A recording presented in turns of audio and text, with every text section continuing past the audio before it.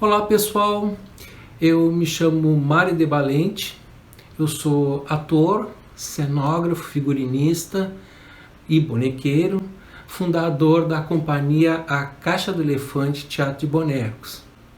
Eu nasci na cidade de Rio Grande em 1962, no bairro Operário de Santa Teresa. A minha família tinha uma atividade social muito grande. O meu pai, ele tinha uma concessão de uma linha de ônibus que operava Centro-Barra, e ele também era presidente de um time de futebol. A minha mãe era costureira. Então a minha casa e a minha infância, eu passei ela entre a oficina mecânica e o salão de festas do clube, que era a sala da minha casa. Então ali acontecia de tudo, né? Porque imagina um time de futebol e uma oficina mecânica, né? Então eram casamentos, eram bailes, eram formaturas, era apresentação de esquetes, né? Todos os anos o meu pai trazia as escolas de samba do centro da cidade para se apresentar e fazer carnaval no bairro, né? E aí o pessoal todo ia lá. Minha casa recebia a escola de samba. Eu acho que daí para diante o teatro foi um caminho natural, assim, né? Uma criança vivendo nesse ambiente, né? Então a minha casa continua muito sendo essa extensão, né, desse clube, né? Eu estreiei em teatro em Rio Grande em 1978. Eu tinha 16 anos. E tinha entrado no grupo de teatro Cacilda Becker, com direção do André Loureiro, e até na época uma das atrizes é a Margarida Rache, né? Nós fomos colegas de cena nessa época, né? E foi quando eu estreiei. Eu fiz vários espetáculos, até uma vez eu entrei em cartaz em Porto Alegre, em 79, numa sala que não existe mais, que é a extinta Sala Corpo Santo, no Teatro de Arena. Com o tempo eu acabei vindo para cá, depois de ter trabalhado com escola de samba, inclusive em Rio Grande, né? Trabalhei 2 anos com a Unidos da Rengens, e fazendo educação artística e convivendo nesses dois ambientes sempre, né? Carnaval, teatro, né? Bom, quando eu vim para Porto Alegre, aí eu caí aqui, assim, vim para fazer a URGS, fazer o DAD, e aí eu já comecei a trabalhar direto, assim. A minha sobrevivência em Porto Alegre sempre foi construir adereços, cenários e trabalhar como ator. Então, para mim, então, é importante promover o teatro de boneco, a capacitação de novos agentes culturais, botar gente nova no teatro, né? Que, consequentemente, isso melhora a qualidade de vida das pessoas, porque elas têm acesso à cultura, elas têm outras possibilidades de emprego, outras possibilidades de trabalho, e o teatro de boneco é visto como uma atividade profissional, como um trabalho também. E é claro que isso, quando tu tem uma galera jovem que começa a descobrir que há esse universo todo fantástico do teatro de animação, isso provoca uma realização profissional, né? Para mim, para quem ensina e para quem forma, né? E, consequentemente, eu acho que a economia vem junto a partir do momento que tu valoriza a arte, né, a nossa atividade, né?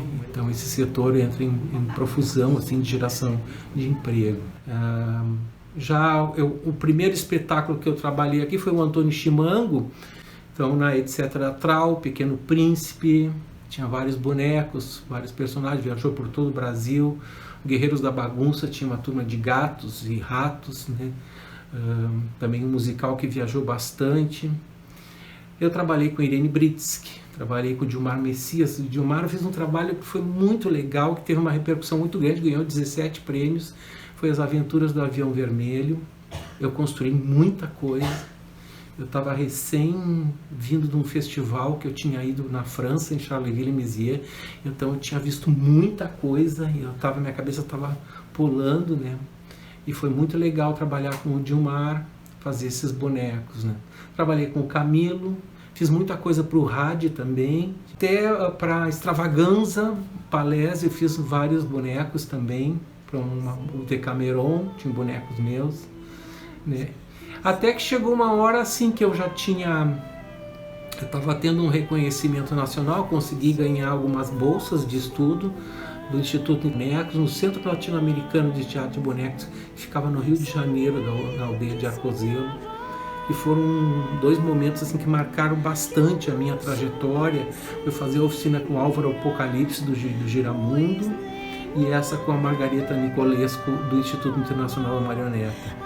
A partir dali eu comecei a olhar com outros olhos essa atividade do teatro de animação, e aí eu fundei a Caixa do Elefante, então, com o objetivo de pesquisar e desenvolver atividades do teatro de animação. Mais tarde a Caixa do Elefante virou um centro cultural, ela é hoje uma associação, né? Ela completa agora 30 anos de atividade no dia 26 de maio, foi quando estreou o Abelardo, o boneco cachorro que eu manipulo há 30 anos, né? Eu sou dos dinossauros do teatro de boneco, então eu venho de uma geração que acompanhou uma abertura muito grande cultural que houve em Porto Alegre na década de 80, foi quando eu vim para cá.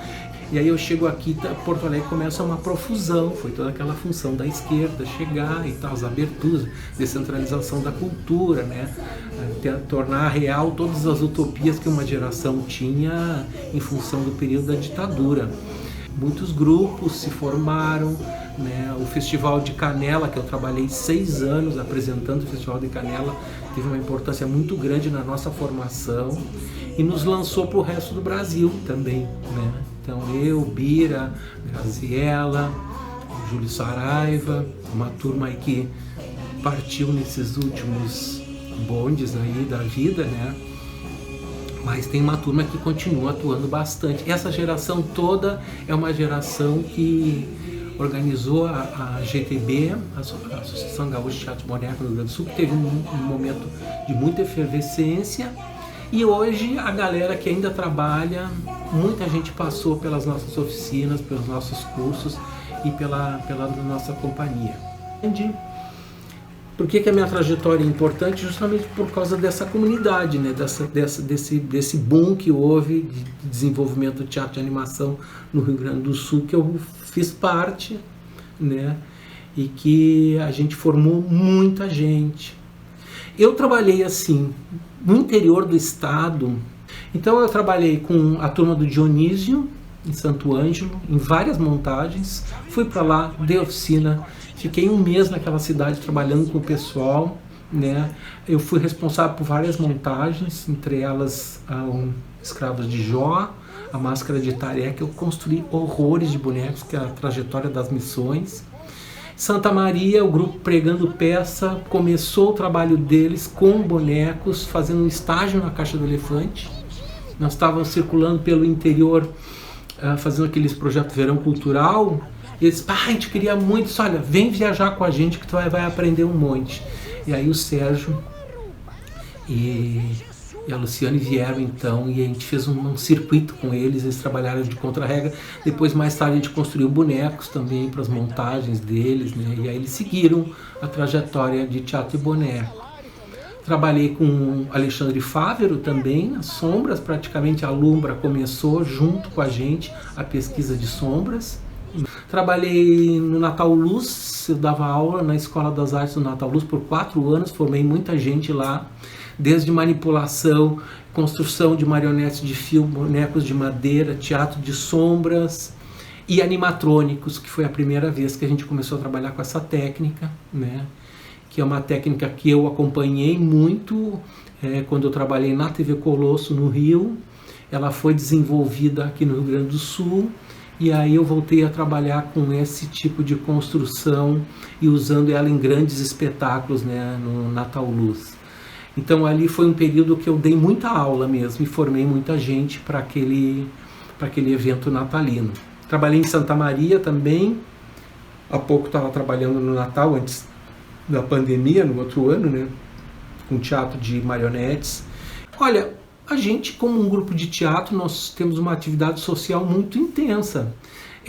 Nós montamos um trabalho uma vez para a prefeitura, que era o show de saúde sem camisinha não dá, que era um espetáculo que é inimaginável hoje fazer esse trabalho, né, sem ter pressão de MBL, dessas instituições todas caretas que estão aí vigiando tudo.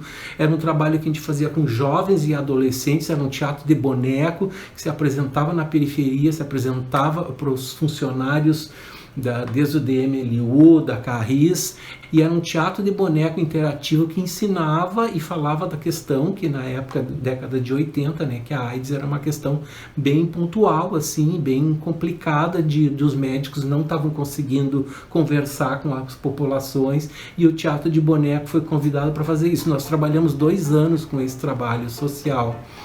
I Love Laurita, para mim, foi um trabalho social muito importante, porque o Lauro Ramalho, com a personagem dele, a Laurita Leão, entrevistava as travestis, entrevistava toda uma população daqui do bairro Floresta que não tinha visibilidade.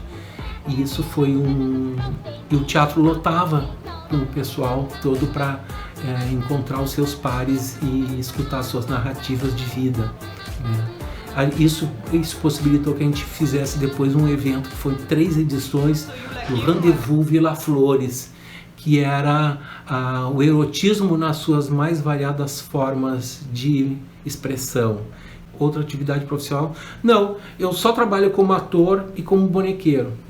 Eu trabalhei em várias séries da Futura, que eu gostei muito de fazer, manipular os bonecos, que foi sobre o trabalho escravo, que é uma minissérie que está na internet.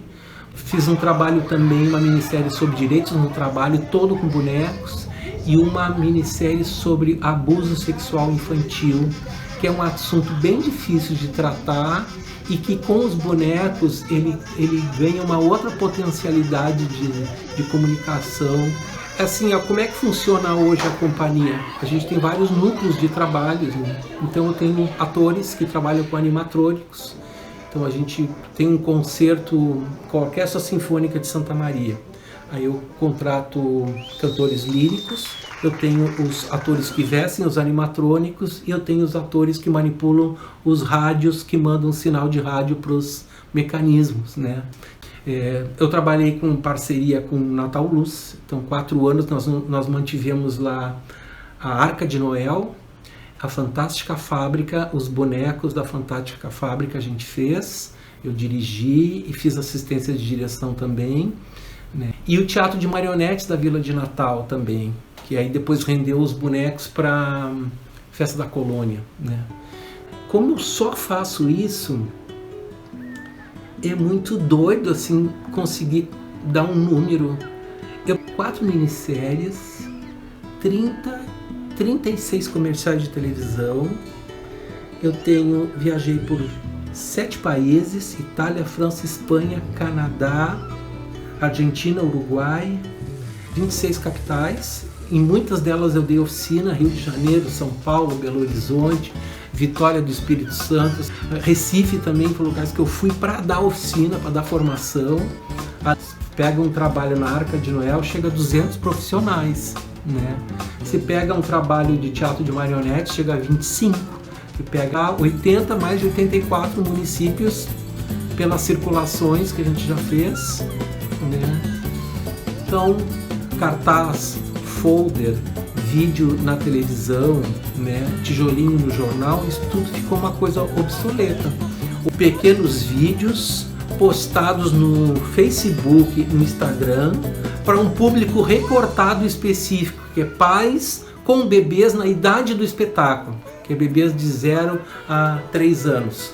Então assim, a geração de mídia é uma coisa natural do nosso trabalho, porque os projetos culturais eles estão muito focados nessa clipagem. Para eles é muito importante o proponente ter essa medição desse retorno institucional que o trabalho do grupo de teatro está fazendo, né? Então, a Caixa do Elefante completa 30 anos, desde 91 nós estamos nessa estrada. Você pode imaginar a quantidade de profissionais que já trabalharam com a gente. Então tá, obrigado pela atenção, um abraço, tchau, tchau.